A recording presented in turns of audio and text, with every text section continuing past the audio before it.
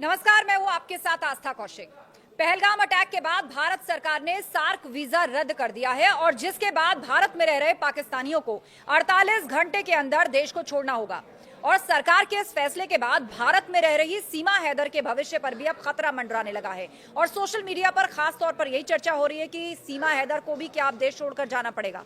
सवाल उठने लगा है कि क्या पाकिस्तानी नागरिक सीमा हैदर भी 48 घंटे के अंदर भारत छोड़ेगी। पहलगाम आतंकी हमले के बाद भारत सरकार ने जो कड़े कदम उठाए, उसके बाद नेपाल के रास्ते भाग करके भारत आई सीमा हैदर अचानक चर्चा में आ गई है। सवाल उठा रहे लोग कि सरकार के सार्क वीजा रद्द करने के फैसले के बाद क्या सीमा हैदर को भी अब भारत छोड़कर जाना होगा।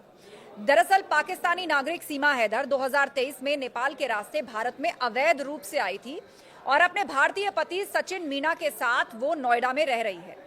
पबजी खेलते खेलते दोनों के बीच में प्यार हुआ था और उसके बाद दोनों यहां पर एक शादी कर चुके हैं, भारत के अंदर भी, और हाल ही में सीमा हैदर ने एक बेटी को भी जन्म दिया है। पहलगाम में आतंकी हमले के बाद सरकार ने जो फैसला लिया है, इस हमले में 26 लोगों की मौत के बाद मोदी सरकार ने ताबड़तोड़ एक्शन लेते हुए सिंधु जल संधि को समाप्त कर दिया, अटारी चेक पोस्ट को बंद कर दिया और वीजा लेकर भारत आए पाकिस्तानियों को 1 मई तक वापस लौटना होगा, ये फरमान भी जारी किया जा चुका है।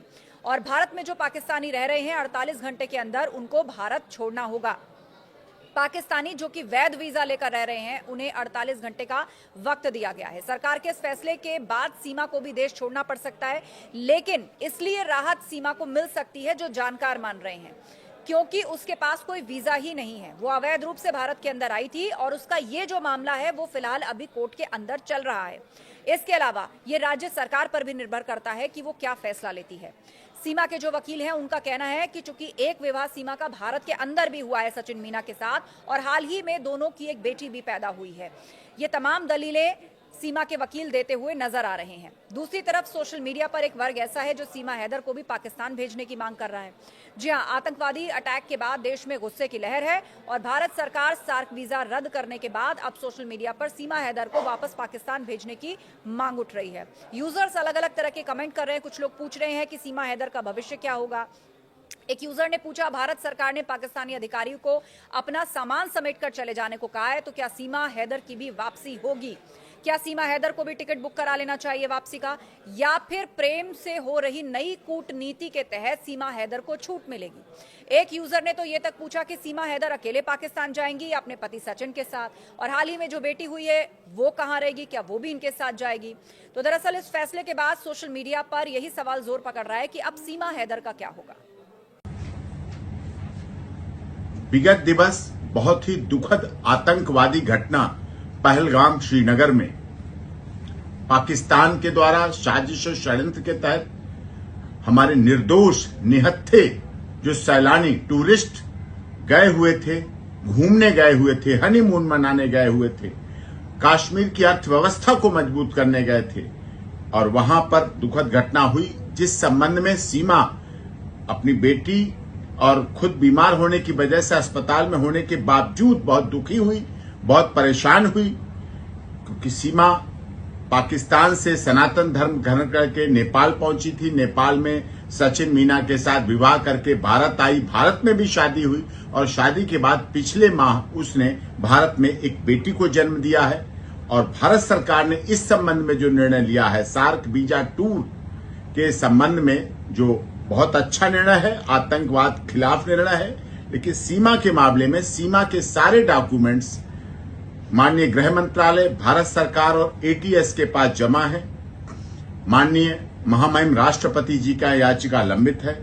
सारे आदेश जो सीमा माननीय अदालत ने दिए थे जमानत के दौरान, उत्तर प्रदेश की माननीय अदालत के द्वारा जो आदेश सीमा को जमानत के समय दिए गए, उनका पूरी तरह से पालन कर रही है। उसी आदेश के अनुसार अपनी ससुराल में रबुपुरा में रह रही है, कानून में विश्वास रख रही है। पूरी तरह से भारत सरकार, उत्तर प्रदेश की माननीय सरकार और माननीय अदालत का पूरी तरह से अक्षरशः पालन कर रही है, और इसी तरह इस विश्वास के साथ कि पूरे आदेशों का भविष्य में भी पालन करती रहेगी। वो स्वयं इस घटना से दुखी है, अपने बच्चों के साथ है, शरण के आधार पर है। यही हालात उसके साथ भी थे और आज भी हो रहे हैं कि सीमा, सचिन मीना और स्वयं मुझे भी पाकिस्तान के लोग यही षड्यंत्रकारी आतंकवाद में विश्वास करने वाले मारने का धमकी, काट डालने की धमकी, टुकड़े कर देने की धमकी, बर्बाद करने की धमकी मुझे और सीमा के परिवार और बच्चों को लगातार दी जा रही है, सोशल मीडिया के द्वारा भी दी जा रही है। और इस संबंध में भी आगे कार्रवाई की मांग भी समय समय पर की गई है। लेकिन हम लोग सीमा सचिन मीना और वो पूरी तरह से भारत सरकार, उत्तर प्रदेश सरकार, केंद्र सरकार का विश्वास और उनके पूरी तरह से आदेशों का पालन करेंगे।